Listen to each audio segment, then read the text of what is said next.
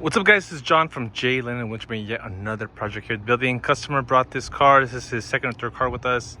He went ahead and did the full front end, paint protection film, Stek, dyno shield.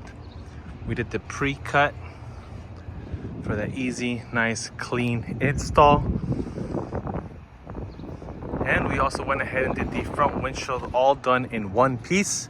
This time we partnered up with AlphaWorks and we went ahead and did the Xpel XR Plus 55%, all done one piece, seamless.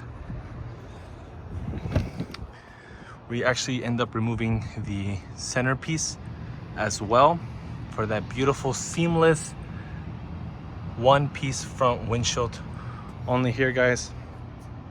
And we also went ahead and did the front two doors in our Rayno S9 20% to tie it all together so that it closely matches the rear. But yeah, there you guys have it. One piece front windshield, 55% XR Plus, and full front end PPF. Thank you guys for watching.